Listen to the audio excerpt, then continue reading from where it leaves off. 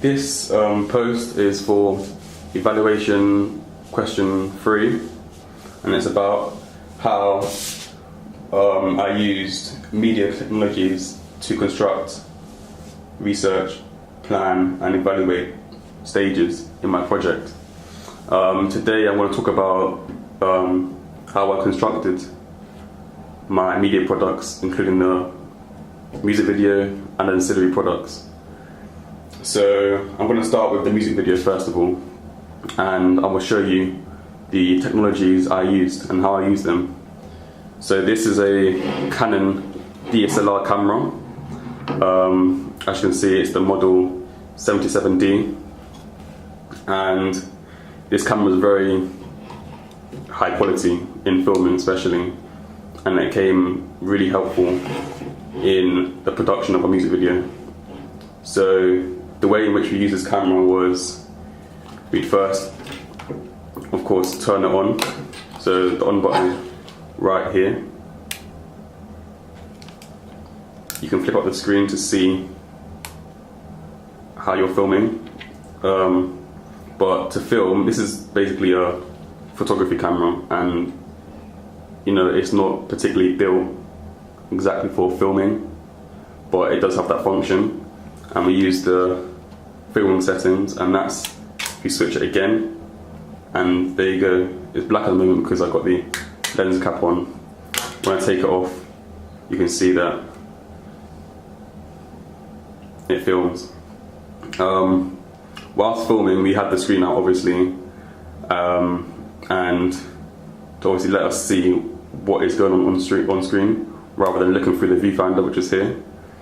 And it helped us to sort of understand composition within our filming, and it was a lot better to help us film.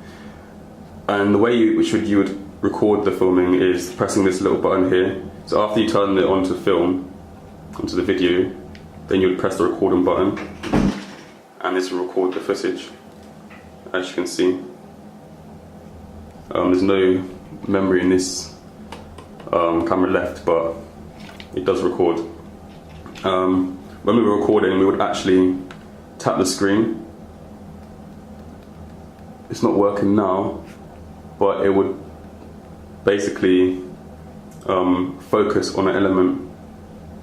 So when we're filming someone and they're moving around, we tap the screen on the person to make them get in focus again. And there's a manual function for doing this, and that's at the front of the camera. You can turn this to make it focus as well, and obviously this is a distance. So I'll show you how we sort of got the camera up and running. If I turn this off again, and I'll close this. So at the bottom here, you have the battery slot, and you can push this down and open it like that, and the battery's inside already. So you take it out, you put that, and then take it out. The battery always goes in this way first. So if you can see, I don't know if you can see properly, but there is a metal part similar to this part here, and that obviously goes opposite the camera. Then the memory card is here, and you flick that backwards, open it, then push it down and it'll pop up again. Take it out and put it back in. And always, you see the picture here, and then this little edge here, you copy what it's doing and you push it in again. And that's really it for the filming.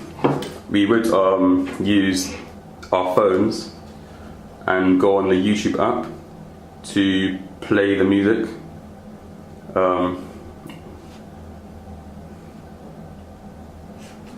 So whilst we're actually filming, we want the actual music to be playing in the background, so the artist can actually sing in time with the music, so that when we edit it later, it will look like the artist is actually singing the song when it's really the MP3.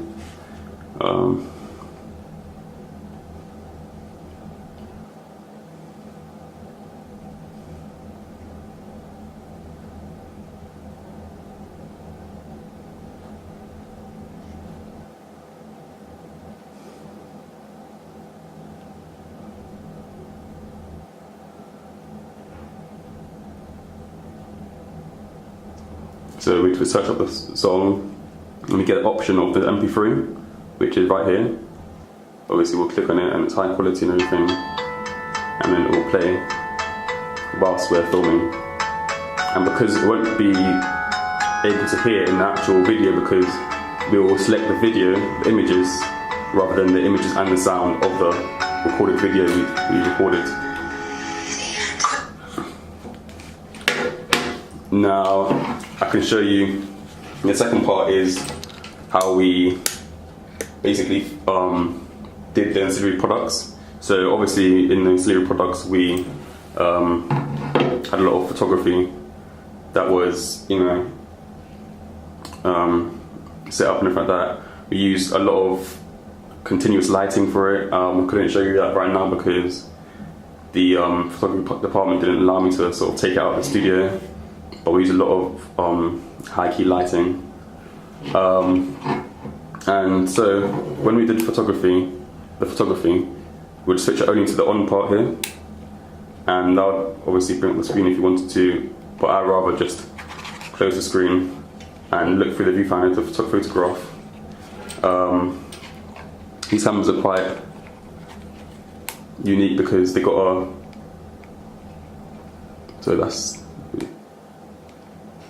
they got built-in flash, which I didn't use. And yeah, so you can change the ISO, which was at the top here. So you press that and then you can change the ISO. But first, before you do that, you change it to manual and you press this button here and then turn it till it gets to the M. And that brings up this screen here, and this gives you all the functions you need. So this is shutter speed, which is at 2.5 at the moment, which is 2 seconds, 2.5 seconds. And then this is the aperture, which is 22, which is quite deep depth of field, gets you all the qualities and all of the details from far away. And the ISO right now is 800, and that's quite high. And the ISO really depends on the lighting in which you're in. So to decrease it, you do that, you press that button there, and then you go down or up. The higher you go, the lower the quality of the photograph. So the lower you go, the higher the quality, and it's less graininess. So I chose 400, which is standard.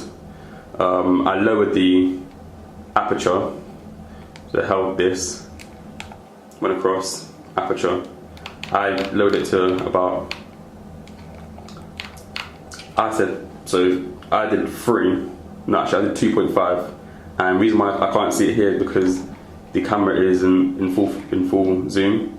If I go more, then you can start to see that. So if I go, oh, this camera doesn't actually have that, but the camera I used it went down to like about 1.5. And then obviously shutter speed, you scroll this wheel to sort of decrease and increase the shutter speed. And the shutter speed is how long the shutters inside the camera are open. So there's like a little window in the camera, and depending on where you set the shutter speed is how fast it opens and closes.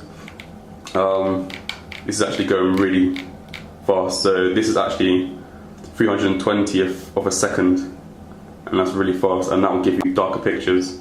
But I did mine about the usual 80, so it doesn't show up with motion blur when you're holding the camera in hand, and it gives you great quality pictures as well. And yeah, that's really it for the devices and technologies I used. Overall, I think that I learned new skills in operating the camera. So I learned about the manual mode, which I can sort of use to control the lighting within my photography. I learned different lightings as well, like studio lightings. So I worked with a lot of continuous light and flash photography, and a lot of gels as well. So I use gels to sort of cover the lighting, which would give my pictures different feel and different color, different tint.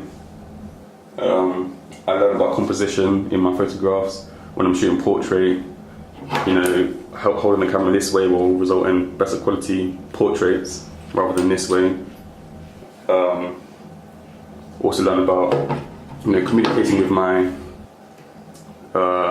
audience, like directing them. Not my audience, sorry, my artist, directing her wherever I wanted to photograph her. And within the filming of the music video, I learned about movement, different kinds of movement as well. Like one part in our video, you see the rotating of the camera like that, and that is used as a sort of like a illusion to almost distort the image. And so yeah, that's really it for my technologies I used and how I use them within the making of my products, both ancillary and music video.